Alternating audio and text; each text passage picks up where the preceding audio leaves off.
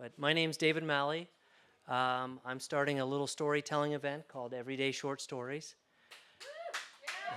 Thank you. What I always loved was my dad having a couple Manhattans in him, telling a story about growing up in Brooklyn in the 1940s. So, simple stories about, the first car he got, or his sister working at a Pepsodent factory and never brushing his teeth. Stuff like that I always found really fascinating and kind of interesting and just kind of everyday. And I love listening to my friends' stories.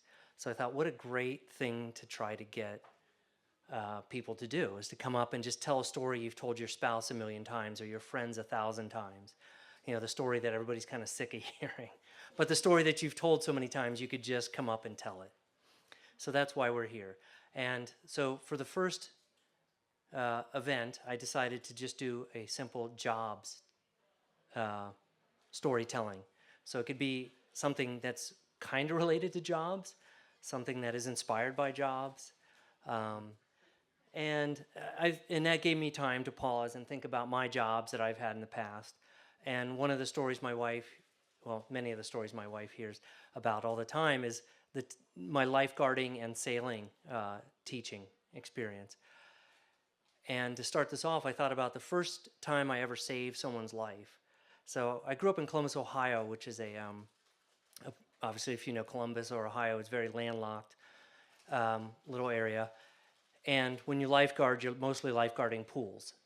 So, and all the pool lifeguarding stories are the same. An older kid convinces a younger kid to jump off the diving board when he doesn't know how to swim.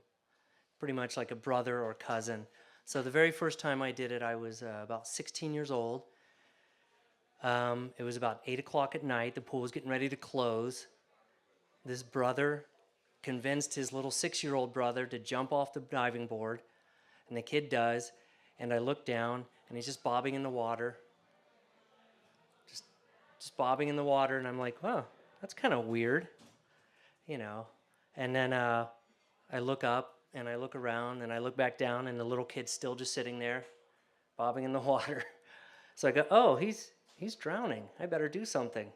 And I jump out, and I grab him and pull him out, and he's totally fine. And I'm like, you okay? Yep. So that was the first time I ever saved someone's life, was just a little kid being dared to jump off a diving board. I'm going to tell you one more story of me saving somebody's life.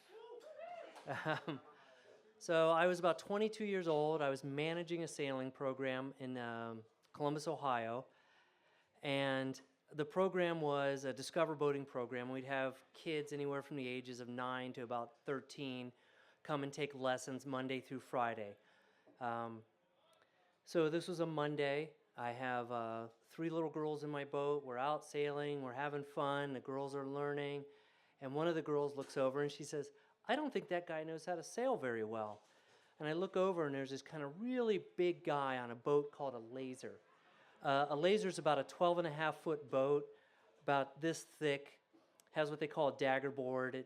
It's just a very fast, responsive, tiny boat. And this guy keeps falling in and out and keeps tipping the boat over. I don't think anything of it. I just think, he's out here. It's kind of a hot day. Maybe he's just having fun. Another little girl points out that he's not wearing a life jacket. And I go, oh, that's kind of interesting. So we go through the whole safety thing about, why aren't you wearing a life jacket? And what if you get hit in the head? Then you're going to drown because, regardless of how good of a swimmer you are, if you're unconscious, it's not good. So we go on sailing and we're talking, and then one of the little girls points at the guy and says, I don't think he's doing that well. And I look over, and there's a guy in the middle of the reservoir on his back, just floating like this on his back. So I instruct the little girls to sail over to him. We sail over to him. I say, you okay? And the guy goes, yeah, I can't swim. So I'm like, oh. So I go into lifeguard mode. I take off my life jacket. I throw it to him. It lands within about a foot of him. He kind of looks at it. He goes, yeah, I can't get that. And I start to see his eyes opening and panicking. So I jump out of the boat, and I'm yelling to the little girls, okay, just sail that way. and they're laughing, and they go off sailing. Well, one of the things we had done as a program is we had somebody, a lifeguard, stay on the dock with a motorized boat, for emergencies. So by the time I'd actually gotten in the water and was swimming to this guy, my instructor John was already with the guy, and we both got him out of the water and saved him. And what I found funny was that the guy never said thank you. And from the other yacht club that he had borrowed the boat, nobody came over and said thank you. We even went and got their boat that was going down the reservoir and returned it to him, and nobody said thank you. And I remember being like kind of miffed, what the hell? I saved this guy's life, doesn't say thank you. Nobody from the yachting club says thank you. That's not cool. But the next day, one of the parents comes up and says, "Hey, are you the guy who saved that real big guy without a life jacket?" And I go, "Yeah, it was me." And then later that day when they come to pick up, another parent says, "Hey, did you really save someone's life yesterday?" And I'm like, "Yeah, well, me and John, we saved him." I'm like, "That's really cool." And it just kept building. So by the end of the week, when we had what we call Parents' Day, the parents could come and take, the kids could take them out on their sailboats and show the parents how much they've learned. Every parent knew the story, and every parent recited the story back to me.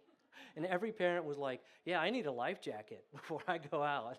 So it was kind of cool, and it was kind of a neat little learning experience, and to see these kids really embrace that. So that's I think the last time I may have actually saved someone. Okay, before I let you go, I'd like to tell you one more story, and this is my Superman story. So I was 22, 23, I was teaching sailing, but I would also wait tables at night.